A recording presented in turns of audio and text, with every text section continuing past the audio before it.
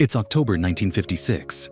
In the smoky office of a Downing Street typist, a typewriter clacks away late into the night. A single memo is being prepared, top secret, urgent, and destined for Washington, D.C. Outside, Britain is quietly bracing for war. Inside, a junior clerk shifts her fingers across the keys, unaware that one faulty keystroke is about to set off a chain of misunderstandings so catastrophic, it will help end Britain's global empire. One broken key, one wrong word, and an entire geopolitical alliance begins to crack. But let's pause, because here's the part nobody tells you. Everyone remembers the Suez Crisis as the moment the UK lost its grip on world power. A humiliating retreat, American pressure, a failed invasion. But buried deep beneath the headlines and history books is a strange anomaly. A memo sent by the British Foreign Office that baffled the Americans and angered the French.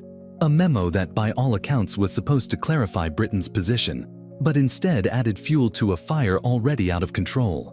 It contained a single word that shouldn't have been there. And when we trace the ripples that word created, we start to see how fragile the post-war order really was. So what happened? Who wrote this memo? And how could a typographical error contribute to the unraveling of one of history's most powerful empires? To understand this, we have to rewind. Not just a few hours, but decades. Back to the height of imperial arrogance, to maps painted in red, and to the creeping realization that the world was no longer willing to be ruled from London. Because this story doesn't begin with a memo. It begins with oil, with Egypt, and with a canal that once symbolized British dominance and would soon become the grave of its illusions. To understand how a broken typewriter key could help dissolve a centuries-old empire, we need to rewind to a deceptively quiet year, 1952. King Farouk of Egypt, bloated by corruption and British puppeteering, is about to be swept away by a coup that would change the face of the Middle East. The man who replaces him isn't yet the firebrand nationalist we remember, at least not publicly. Gamal Abdel Nasser, then a shadowy figure behind General Naguib, steps into the spotlight with a quiet smile and a loaded deck. While the British government still clings to the illusion that it controls Egypt through economic strings and military bases, Nasser has other plans. He doesn't just want sovereignty, he wants humiliation for the empire that had humiliated his people for decades.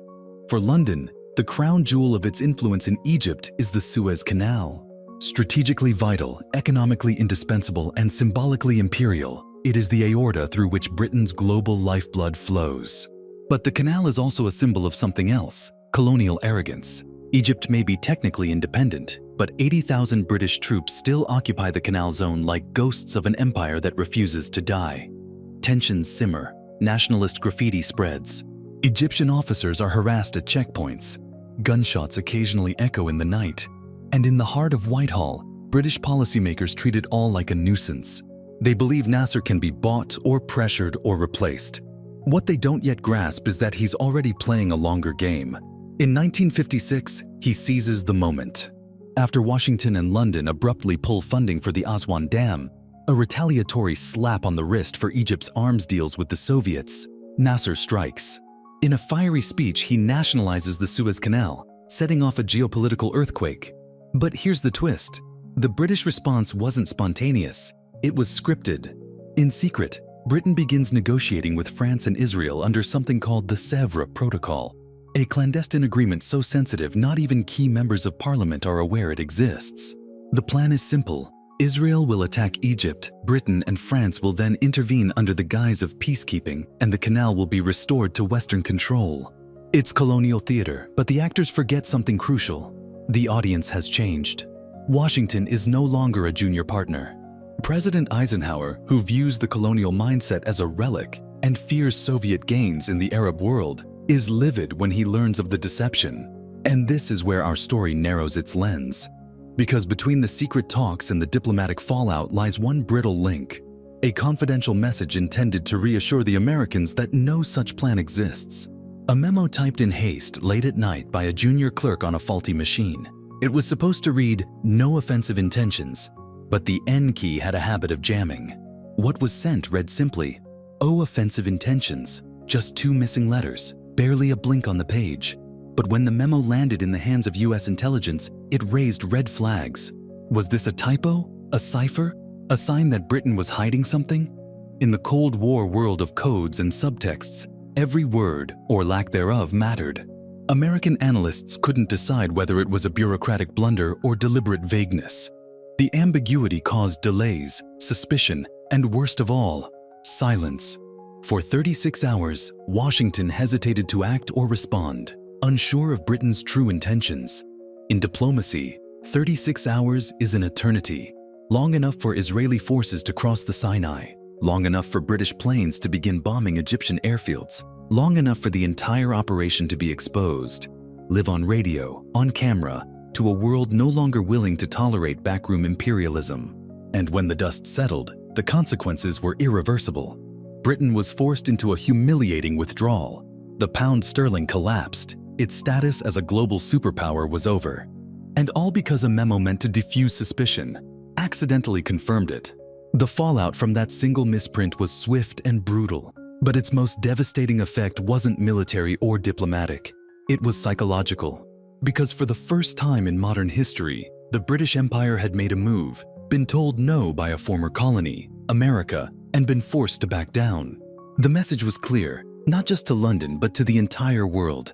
The age of imperial veto was over, and this shift in perception, this visible crack in the mask of power, triggered a chain reaction that extended far beyond the Suez Canal. Across the globe, nationalist movements were watching closely. From Nairobi to Kuala Lumpur, from Accra to Aden, colonial subjects were no longer just resisting, they were calculating.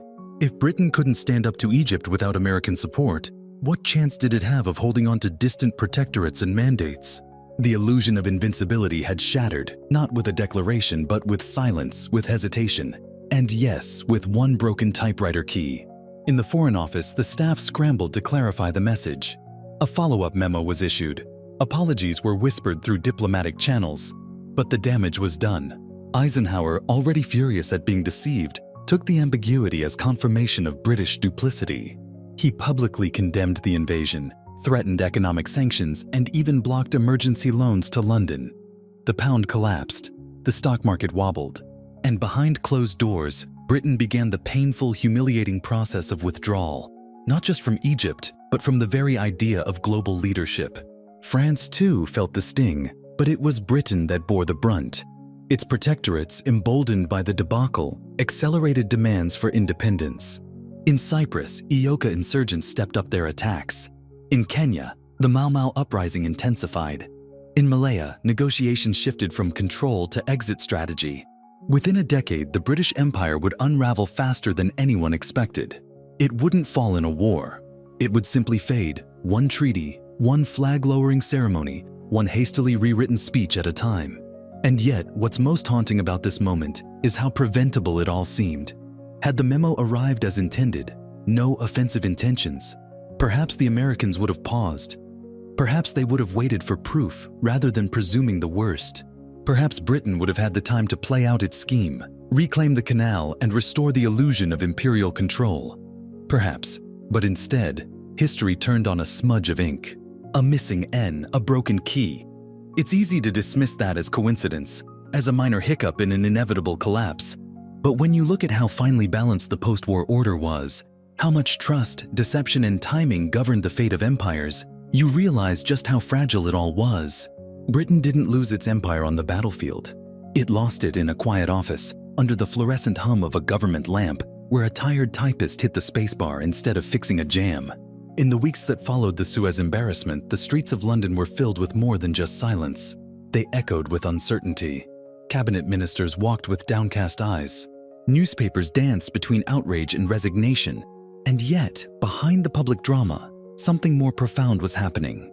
Britain was beginning to realize that the sun wasn't just setting on its empire. It had already dipped below the horizon. And in the twilight, old allies became cold accountants. The Americans, once deferential juniors in the post-war world order, had flipped the table. Eisenhower's refusal to support the British-French-Israeli military operation wasn't just a rebuke. It was a declaration. The new sheriff in town wasn't wearing a bowler hat. But here's the twist. Washington hadn't expected things to unravel this quickly. Their goal had been to avoid escalation with the Soviets, not to collapse the entire scaffolding of British influence. Yet history, as it often does, proved allergic to predictability. In the colonies and protectorates, the dominoes started falling. Nigeria's nationalist leaders, long kept at bay by a careful balance of patronage and threat, now sensed blood in the water. The Gold Coast, soon to be Ghana, moved faster toward independence than the Foreign Office had budgeted for.